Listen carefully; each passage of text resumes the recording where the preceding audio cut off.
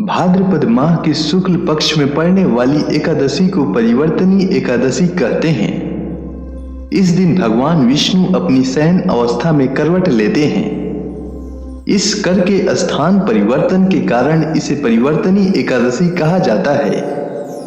इस दिन विष्णु जी के वामन रूप की पूजा की जाती है, क्योंकि इन 4 महीनों में भगवान वामन रूप में पाताल में निवास करते हैं। इस दिन सवेरे स्नान करके विष्णु जी की आराधना करें। पीली वस्तुओं से पूजा करें। पूजा की सामग्री में फूल, तिल और तुलसी जरूर शामिल करें।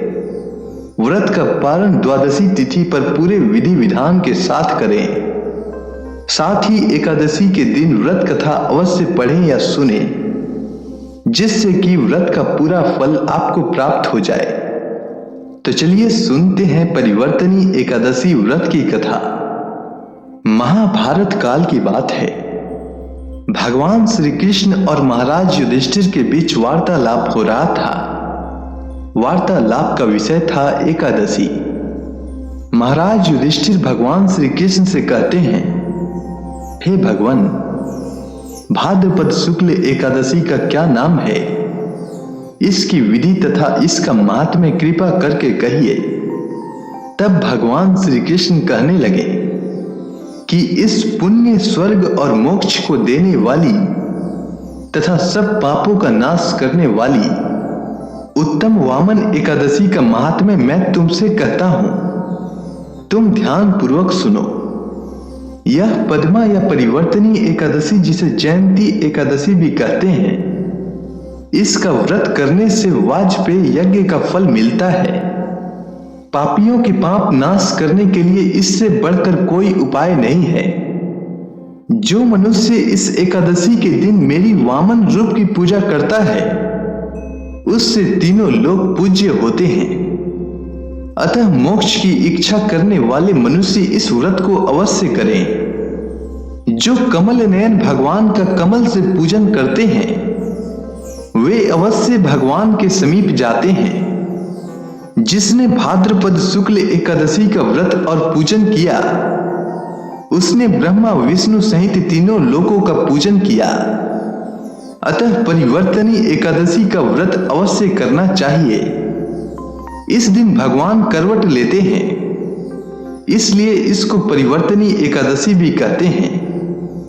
भगवान के वचन सुनकर युधिष्ठिर बोले कि भगवान, मुझे अति संदेह हो रहा है कि आप किस प्रकार सोते और करवट लेते हैं तथा किस तरह राजा बलि को बांधा। चातुर्मास के व्रत की क्या विधि है तथा आपके शयन करने पर मनुष्य का क्या कर्तव्य है, सो आप मुझे विस्तार से बताइए। तब भगवान श्री कृष्ण कहने लगे कि हे राजन, अब आप सब पापों को नष्ट करने वाली कथा का श्रवण करें। त्रेता युग में बलि नाम का एक दैत्य था। वह मेरा परम भक्त था। विविध प्रकार के वेद सूक्तों से मेरा पूजन किया करता था और नित्य ही ब्राह्मणों का पूजन तथा यज्ञ के आयोजन करता था। लेकिन इंद्र से द्वेष के कारण उसने इंद्रलोक तथा सभी देवताओं को जीत लिया। इस कारण सभी देवता एकत्र होकर सोच विचार कर भगवान के पास गए। बृहस्पति सहित इंद्रादिक देवता प्रभु के निकट जाकर और नतमस्तक होकर वेद मंत्रों द्वारा भगवान का पूजन और स्तुति करने लगे। अतः मैंने वामन रूप धारण करके 5वां अवतार लिया और फिर अत्यंत तेजस्वी रूप से राजा बलि को जीत लिया। इतनी वार्ता सुनकर महाराज युधिष्ठिर बोले कि हे जनार्दन, आपने वामन रूप धारण करके उस महाबली दैत्य को किस प्रकार जीता? तब श्री कृष्ण भगवान कहने लगे, मैंने वामन रूप धरकर बलि से 3 पग भूमि की याचना करते हुए कहा, ये मुझको 3 लोक के समान है और हे राजन, यह तुमको अवश्य ही देनी होगी। राजा बलि ने इसे तुच्छ याचना समझकर 3 पग भूमि का संकल्प मुझको दे दिया और मैंने अपने त्रिविक्रम रूप को बढ़ाकर यहां तक कि भूलोक में पद, भूअर लोक में जंघा, स्वर्ग लोक में कमर, मह लोक में पेट, जन लोक में हृदय, यम लोक में कंठ की स्थापना कर सत्यलोक में मुख, उसके ऊपर मस्तक स्थापित किया। सूर्य, चंद्रमा आदि सब ग्रह गण, योग, नक्षत्र, इंद्र आदि देवता और शेष आदि सब नाग गणों ने विविध प्रकार से वेद सूक्तों से प्रार्थना की। तब मैंने राजा बलि का हाथ पकड़कर कहा कि हे राजन, एक पद में पृथ्वी, दूसरे में स्वर्ग लोक पूर्ण हो गए, अब तीसरा पग कहां रखूं? तब बलि ने अपना सिर झुका लिया और मैंने अपना पैर उसके मस्तक पर रख दिया, जिससे मेरा वह भक्त पाताल को चला गया। फिर उसकी विनती और नम्रता को देखकर मैंने कहा कि हे बलि, मैं सदैव तुम्हारे निकट ही रहूंगा। विरोचन पुत्र बलि से कहने पर भाद्रपद शुक्ल एकादशी के दिन बलि के आश्रम पर मेरी मूर्ति स्थापित हुई।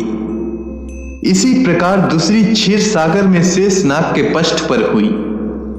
हे राजन, इस एकादशी को भगवान शयन करते हुए करवट लेते हैं, इसलिए तीनों लोकों के स्वामी भगवान विष्णु का उस दिन पूजन करना चाहिए। इस दिन तांबा, चांदी, चावल और दही का दान करना उचित है। रात्रि को जागरण अवश्य करना चाहिए।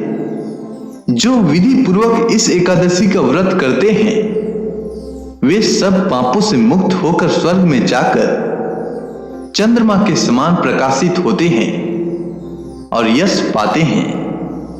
जो पाप नाशक इस कथा को सुनते हैं उनको 1000 अश्वमेध यज्ञ का फल प्राप्त होता है। इसीलिए मनुष्यों को इस एकादशी का व्रत अवश्य करना चाहिए और व्रत कथा अवश्य सुननी चाहिए। अगर आपको यह कथा अच्छी लगी हो तो कमेंट सेक्शन में ओम नमो भगवते वासुदेवाय नमः लिखना ना भूलें। धन्यवाद।